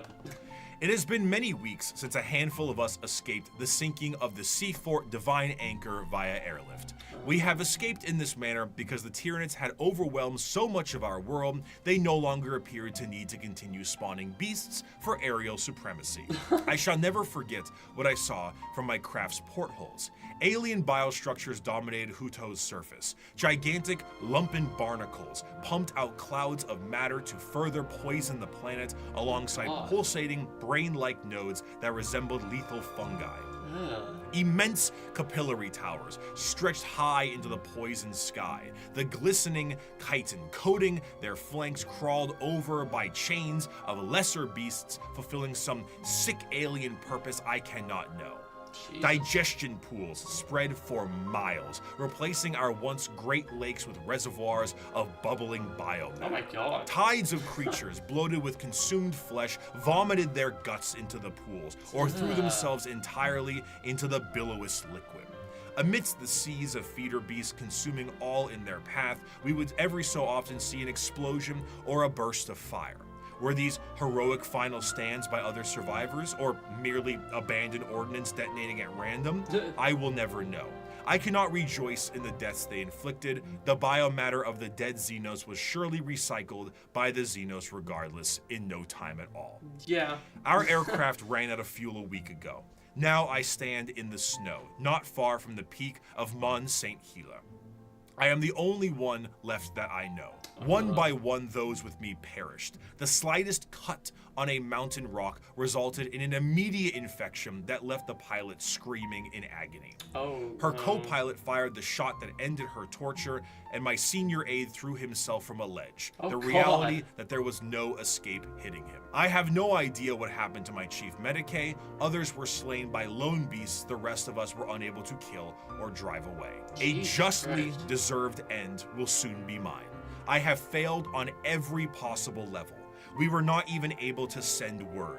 An alien disease has me within its grasp. My limbs are numb, my tongue is dry as sand, my head throbs. Even at these chilled heights, I sweat profusely. Holy shit. Starting live translation. Oh, Those are chicken tinga moyetes. Destiny kick! Fire to dust! Sees me watching Warhammer stuff. I'm like, hey, why don't you join the army? From here where I sit, I can see the final death unfold on the planet entrusted to me. Before me is the Radarin Ocean. The water level is visibly dropping, hour by hour. They are even taking our seas. There are enormous beasts with great, slowly flapping wings and immense open maws moving through the sky. I may be at high altitude, but the air is thinner here than it should be. I know enough of mountaineering to know that. They will not even leave our air. Holy shit. There is an isthmus I can see, upon which is sat one of the Xenos capillary towers. Now I believe I can tell what they are truly for. High up, foul Xenos bioships cling to their flanks like twisted calves at their mother's udders. They are feasting, I am sure, hungrily filling themselves to burst on the hideous gruels that are what remains of my people. Jesus. I have witnessed the planet's death from sinister start to hideous conclusion. I see the power of our foe, and though I have shown boundless weakness these past months, I do not see how we could ever have won. Oh my god. If this is any sort of good news, it seems that one thing that might be an inadvertent repellent effect on the Tyranids is chaos. Chaos and chaotic energies offer no nourishment to the Tyranids, they cannot eat that. And the presence of rifts and warp storms work as a means to starve out the Tyranid fleet. The Tyranids, of course, are attempting to adapt to this, but it seems that even at the most primal core of the galaxy itself, Chaos agrees that these dinner guests are not welcome in any way, shape, or bioform. In the end, though, the Tyranids represent the final fears of the galaxy itself. Despite the goals to conquer the galaxy as a whole, the remainder of the universe may very well be dead and derelict space. Instead of endless worlds and solar systems, it may just be bones and ash. The tendrils of the hive mind have wrapped themselves around the galaxy, and the only thing that's guaranteed is that dinner is served. However, the Tyranids are not simply the unending hordes of bugs. Beyond the more general buffet tactics of the force of the Tyranids, the hive mind has a more secretive and dangerous means of planetary conquest in the form of something a bit more terrestrial. Genestealer Cults? General upheaval and revolution. However, though the idea of a societal revolt for the good of the populace is an admirable thing, these leaders have the nefarious intent of the hive mind itself. These are the downtrodden and the oppressed, the revolutionaries to a better cause, the heralds of the Star Children. These are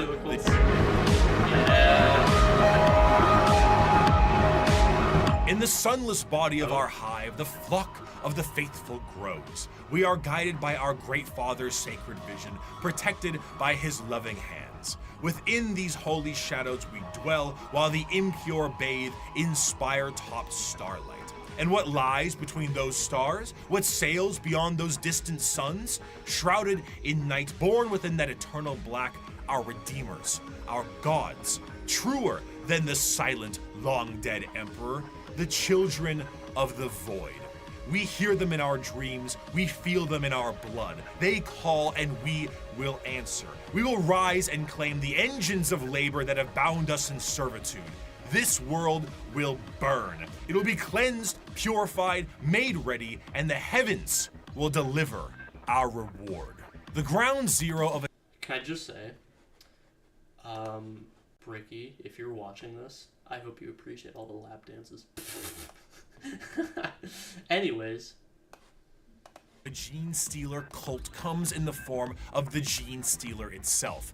Deep in the depths of a planet, a Genestealer acts as almost an advanced recon unit for the Tyranids, and were the first Tyranid units encountered by the Imperium itself long before the first Hive Fleet made its presence known. Unlike the Tyranids that can only reproduce through the birthing pools in the fleet, a Genestealer reproduces via the Big Smooch. The Genestealer kiss is essentially what the facehugger alien does. It attaches to a victim and releases an embryo. However, instead of a chest burster, the embryo alters the genetic makeup of the host itself, turning it into the primary conductor of a localized version of the hive mind known as the brood mind. Any offspring that this host produces is known as a Genestealer hybrid, and the host assures their survival to continue to reproduce. The first few generations of a Genestealer hybrid look more like the Genestealer itself, which in our current reality would be terrifying. But considering how the vast majority of humanity is a little mutated in 40k, it doesn't stand out as much as it should.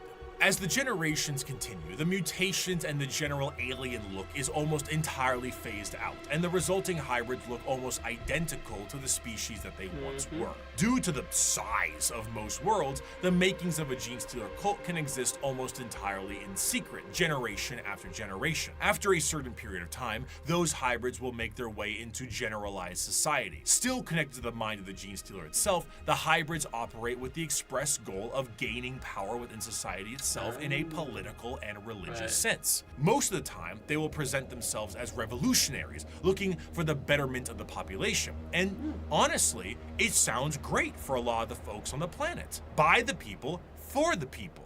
As they expand more openly, the crossbreeding continues until all aspects of the planet's society is infiltrated. However, all bets are off when a hive fleet comes close enough. When a Tyranid hive fleet gets close enough to a planet, the brood mind activates essentially an endgame scenario. The once political and religious leaders become bloodthirsty fanatics that work to finalize the collapse of society and the death of those who oppose them. But to those in the brood mind, the god they believe in is coming, and this is holy justice and vindication for their religious and political beliefs. As the hive arrives, the planet is essentially ripe for the taking. The original Genestealer pieces out to the next world or is reabsorbed for deployment elsewhere, and the Tyranids begin to take the planet for themselves. The cultists sing praises and holy songs as the Tyranids begin to eat everything up in kind of a meet the pyro sense of religious delusion. But as they are harvested, some of them are snapped back to reality, oops, there goes gravity, before they are thrown into the biomass soup. And then we get Janet! When's the last time? For a fleeting second, they see that this was all a ruse to consume the world and that their false gods were a bunch of hungry bugs. The cultists essentially put the checkerboard dining cloth on the table for them and invited them for a feast. Due to the constant redeployment of Genestealers, there are known cults that pop up across the Imperium itself. Some of the more well-known ones are the Cult of the Bladed Cog or the Rusted Claw, but there are hundreds, if not thousands, different cults that keep popping up all over the galaxy as the Genestealers spread. And due to their covert means taking over the planet, they are not generally viewed to be a threat until it is far too late. And due to the know-how of Genestealers, they tend to be predatory to those in the lower classes of a given planet. The Genestealer cults overall have really come into their own, commercially and artistically. They have very much embraced the revolutionaries aesthetic and crafted a fascinating method in doing so. It's this great combination of this pseudo-Marxist Bolshevik uprising mixed with the— I wonder if, because I know that Genestealers can infect like humans. I wonder if they've ever done like Eldari or maybe not like orcs, but like Eldari or like Tau or something. That could be interesting. That could be pretty interesting to read about. The hills have eyes in the populace. What's particularly enjoyable about their uprising is that often from their point of view, the reasons they have are extremely justified. Most of the members of the GSC are the extremely impoverished and menial laborers of the Imperium, who honestly wouldn't need an alien presence to provide a manifesto on reasons to revolt. Their weapons are all makeshift and often involve things like mining lasers, drilling saws, demolition charges, giant stop signs. Their political machinations work quite well, as the cult ends up being really good at assassination, especially when you have a third arm holding a pistol beneath all those robes. They're a faction rife with fascination and culture, and their plans are generations in the making, to the end goal of being thrown right back into the soup by the star children they prepared the world for. And those are the threats to the galaxy now. The degradation of almost every species is now behest by the Tyranid menace, and all of the infighting between each and every single one of them will be their undoing. The world of Warhammer is a bleak and horrendous one, and that is in its own right the charm. It is so large, so vast, so absolutely horrendous and insane, and yet is treated with 100% severity and seriousness. In the beginning of part 1, I gave you an abridged and different opening to the Warhammer world, the grim darkness of the far future, and I leave you with this part 2 with the full quote itself. It is the 41st millennia. For more than 100 centuries, the Emperor has sat immobile on the golden throne of Earth. He is the master of mankind by the will of the gods, and master of 1,000,000 worlds by the might of his inexhaustible armies. He is a rotting carcass writhing invisibly with power from the dark age of technology. He is the carrion lord of the Imperium, for whom 1,000 souls are sacrificed every day so that he may never truly die. I might look it up. Yet even in his deathless state, the Emperor continues his eternal vigilance. Mighty battle fleets across the demon-infested miasma of the warp, the only route between distant stars, their way lit by the Astronomicon, the psychic manifestation of the Emperor's will. Vast armies give battle in his name on uncounted worlds. Greatest amongst his soldiers are the Adeptus Astartes, the Space Marines, bioengineered super warriors. Their comrades in arms are Legion, the Imperial Guard, and countless planetary defense forces, the ever-vigilant Inquisition, and the tech priests of the Adeptus Mechanicus, to name only a few. But for all their multitudes, they are barely enough to hold off the ever-present threat from aliens, heretics, mutants, and worse. To be a man in such times is to be one amongst untold billions. It is to live in the cruelest and most bloody regime imaginable. These are the tales of those times. Forget the power of technology and science, for so much has been forgotten, never to be relearned. Forget the promise of progress and understanding, for in the grim darkness of the far future, there is only war. There is no peace amongst the stars, only an eternity of carnage and slaughter and the laughter of thirsting gods. Hell yeah. Thank you so much for watching. I hope you have a wonderful rest of your day. Alright. So, that was the latest Bricky video. Okay. Interesting. Very interesting. There were some things that I didn't know there. We've got a few more videos. Dragon, if you're still with us, let me know, and we can get some of those videos up here.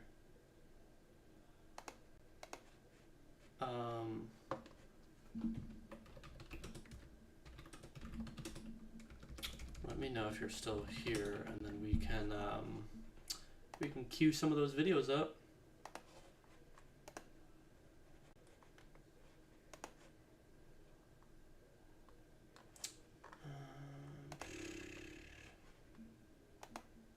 I don't know if you're still in chat, but if you are, please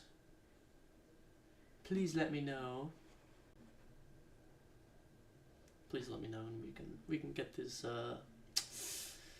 we can get these videos up and running. I don't even know what, actually, I don't remember what he sent me.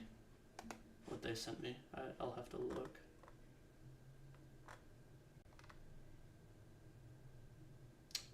I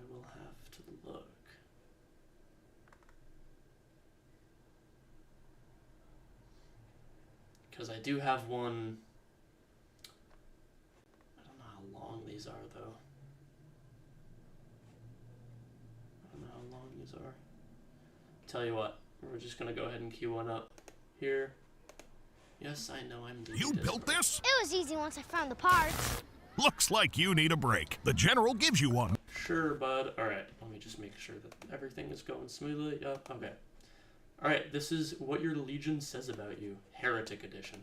There's a Loyalist version too, but I don't know, we might get there, we might not. Anyways. A few things before we kick off, ladies and gents. Despite having access to proper Chaos Marines, the cleanest and most consistent way to do this was in operations mode. I'm also going to be using the term Legion, because for the uninformed, Chaos doesn't really do chapters because they do not care about Gilliman's special little book. Their equivalent would be called a warband, but that has no bearing on today, so we're not worrying about it. Also, I may be making a mini-series for the future of the channel, but that's all I can divulge about that right now. Okay, intro done. Let's get into it. Alright.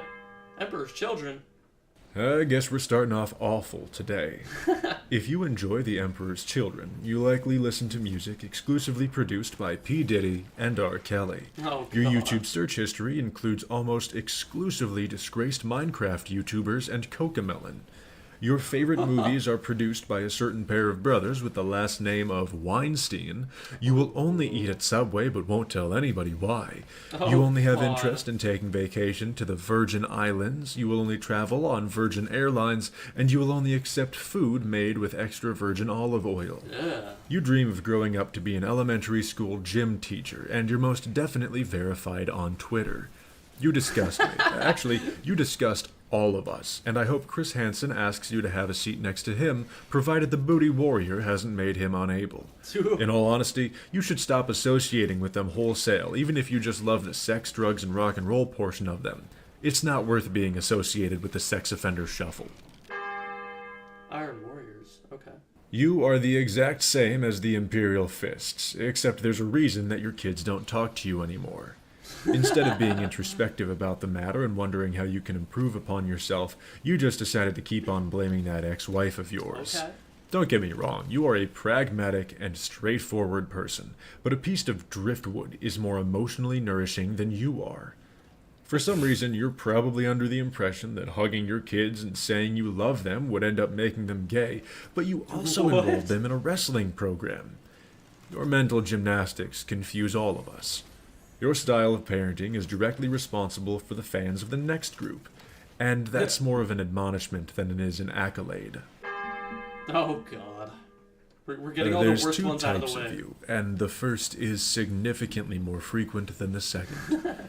For the first, people are intimidated by you for no good reason. No one has ever seen you get into a fight, but you talk a big game and lawsuits are expensive, so why bother proving you wrong? You're basically a chihuahua. But the worst part is you actually believe you're hype. You are what my old therapist once referred to as a walking life sentence. Because at some point, there will be someone willing to call your bluff.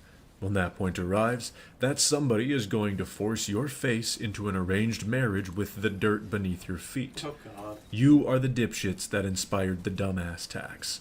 Please choose another career path other than being a fake badass. The second is what the first one pretends to be in full. Some of you definitely have anger issues. Let's not understate that or pretend like it's not true. But most of you seem shockingly well adjusted at face value despite having been run through the mud time and time again. Now you're not necessarily keeping it to yourself because you're afraid to trust others enough to tell them. It more likely sits somewhere in you feeling guilty about burdening someone else with your problems. So, instead of treating your own issues, you bottle them up, and you live vicariously through the lives of other broken people that you attempt to repair instead of addressing your own inadequacies. Which, you know, that makes sense, I guess. For most people, adopting everyone's problems would be a crushing task, but for you, it provides a higher sense of purpose. Somehow, it's much easier for those people to be the kind of person they wish would help them, instead of actually facing off with the traumas that plague their own mind. Still not sure how you ended up deciding on the rage monsters other than them being misunderstood. Wait, do we have a Night Lords fan in the chat? Oh no. Okay, I won't make fun of you, I promise. Victims, but you do you, buddy.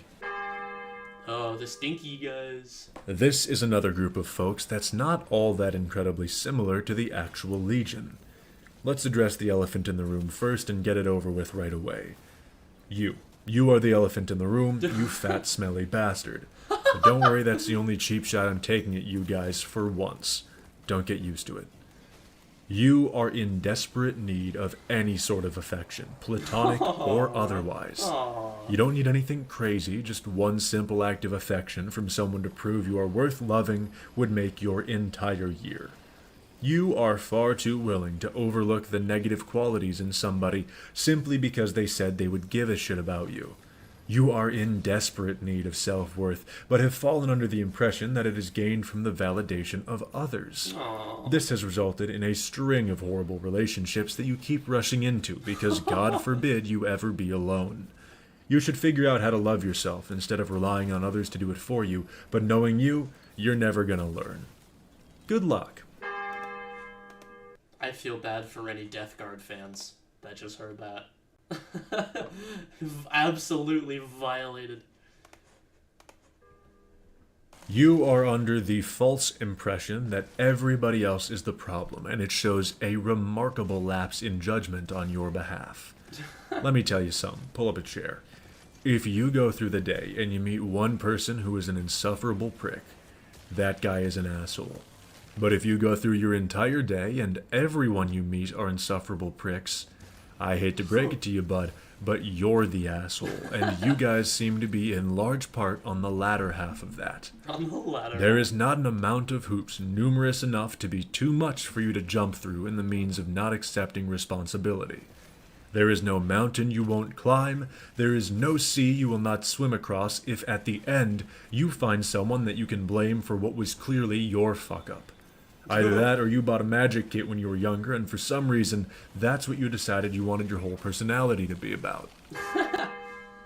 The generic ones. You do not do a lot of remarkable things, but you most certainly can commit to the bit far beyond the lengths that anyone else is willing to go to. I'm pretty sure at this point in time, there's only like 4 of you, so I'm not too worried about the backlash on this. Your Primarch pretty much went through the entire Anakin Skywalker character arc, yet somehow the bag was still fumbled. You're one of the few I don't even know what to make sense of, because I still see a total 0 individuals repping this set. Congratulations, you are the first group to have me completely stumped. You overwhelmed me with the sheer weight of how unremarkable your Legion is beyond being filler bad guy number 6. I'm pretty sure your existence has been relegated to your boss having a plot armor off with Gilliman, and that kinda sucks. I hope it gets better for you. Hey. This is nobody's favorite. If it is, you are wrong. What? You guys are pretty much the Black Templars, except you can't fight. Excuse me? I'm not saying he's wrong, but still, ow. Being compared to a Black Templars fan is crazy. Other distinguishable differences. What? That was it? Are you kidding me? That was literally it? That was what, like 20 seconds? With Gilliman. And that kinda sucks. I hope it gets better for you. This is nobody's favorite. If it is, you are wrong. You guys are pretty much the Black Templars, except you can't fight. There is no other distinguishable differences. Wow. I don't even think that was 20 seconds. Wait, let me... That was 6... Wait. Okay, that was 14 seconds. That was 14 seconds. You are a bastard, and you wear it as a badge of honor. To be honest, I respect the hustle. Unlike the Thousand Sons, you don't blame people for being the jackass that you are in your heart. You accept that it's who you are, so you might as well just shrug your shoulders and go along with it. You're not even going out starting shit because you have some notion about getting vengeance upon a world that wronged you either. You're doing it because it's the only thing so far that you've been able to find funny or entertaining enough worth pursuing in life. This is probably how you're going to be in perpetuity. Unless, of course, you get unfortunate enough to stumble across that 1 in a million Night Lord, you're never going to change. So, are you hopeless? Yeah, probably. But will you ever give a shit? Most likely not, no. Now, as usual on the exit, a couple of things to listen to. If you ask me to do other chapters, that does not influence me whatsoever. I will get to them when I get to them. Most of the time that somebody asks for a chapter, it is already made in a different video, so please start looking before you leap. If you ask me what it makes you if you split between legions, I also do not know, but I'll tell you this. I'll tell you what it makes me. Not your goddamn therapist, sweetheart. We are going through menu items here. This is not Chipotle. We aren't assembling it from scratch. These are bar standard generalizations. With that all done, all I've got left to say is join the gaming Discord if you're old enough, and thank you for watching. Have a good night. Huh. Alright. Okay. Well, that was a treat. I feel called out and disrespected, but that was fun. I don't know about you guys. Okay. So that's probably where we're gonna call it for now. What's tomorrow? Friday? Oh god. Tomorrow is Friday. Oh, you know what that means. Alright. So I'm gonna turn that off. I'm gonna come back over here to hang out with you guys for a little longer. How's everyone doing? I hope that was... sorry. You're so zooted. Yeah, me too, honestly.